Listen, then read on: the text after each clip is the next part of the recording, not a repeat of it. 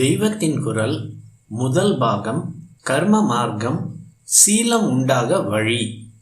நல்ல சீலம் குணங்கள் வர வேண்டுமென்றால் நம் வேத சாஸ்திரங்களில் சொல்லியுள்ள காரியங்களை செய்ய வேண்டும்.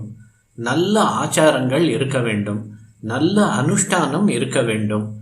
மனசு நன்றாக இருந்தால்தான் சீலம் வரும். எல்லோருக்கும் நல்ல மனசாக இருக்க முடியவில்லை. கெட்டது என்பதே மனசில் புகாதபடி நல்லதே உள்ளம் முழுவதும் நிரம்பி இருந்தால்தான் சீலம் வந்ததாக அர்த்தம். எல்லோருக்கும் மனசு மிகவும் நன்றாக இருக்க முடியாது. இருக்க வேண்டும் என்று ஆசைப்பட்டாலும் முடியவில்லை. வீட்டிலே இருக்கிற குழந்தை சதா ஏதோ விஷமம் பண்ணி கொண்டிருக்கிறது. கத்திரிக்கோலை எடுத்து நல்ல துணிகளை, முக்கியமான காகிதங்களை நறுக்கி விடுகிறது. செடிகளை வெட்டி விடுகிறது. இப்படி துஷ்டத்தனம் பண்ணுகிறது. அதையே பள்ளிக்கூடத்திற்கு அனுப்பிவிட்டால் இத்தனை மணிக்குள் போக வேண்டும், இன்ன பாடங்களை அதற்குள் எழுதிவிட வேண்டும், திரும்ப இத்தனை மணிக்குத்தான் வர முடியும், வந்தால் இதை செய்ய வேண்டும் என்று அதற்கு ஒரு கட்டுப்பாடு வந்து விடுகிறது. முன்பு காணப்பட்ட விஷம குணங்கள் எங்கோ போய்விடுகின்றன. பள்ளிக்கூடம் இல்லை, லீவு நாள் என்றால் மறுபடியும் விஷம குணங்கள் தலை காட்டுகின்றன. அதேபோல் நாம் கெட்ட எண்ணத்திலும் காரியத்திலும் ஈடுபட அவகாசமின்றி நல்ல காரியங்களை ஒரு விதி பிரகாரம் ஒழுங்கு தப்பாமல் செய்வதுதான் முக்கியம். இதற்குத்தான் சாஸ்திரங்கள் நமக்கு விதிகள் போட்டிருக்கின்றன.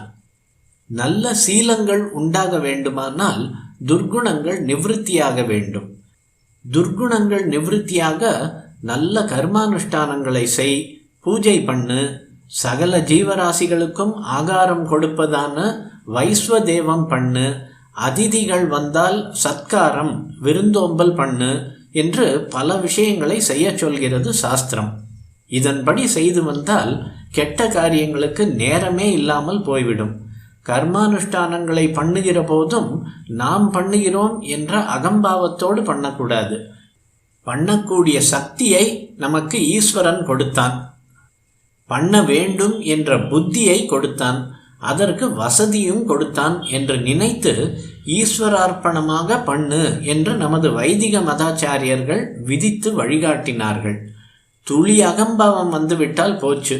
அது எத்தனையோ வேஷங்களை போட்டுக்கொண்டு நாம் கொஞ்சம் அசந்து மறந்து இருந்தாலும் வந்து பிடித்து கொண்டு விடும். கண்ணாடியில் பார்க்கிறோம். அழுக்காக இருந்தால் பார்க்க முடிகிறதா?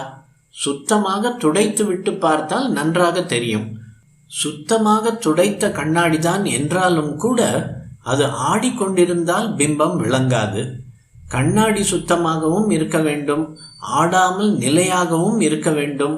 சுத்தமான ஆடாத கண்ணாடியாக இருந்தால்தான் உண்மை பிரகாசிக்கும். சித்தம் என்பது கண்ணாடி போன்றது. பரம்பொருள் ஒன்றே உண்மை. கெட்ட எண்ணம் தோன்றாவிட்டால் சித்த கண்ணாடி சுத்தமாகும்.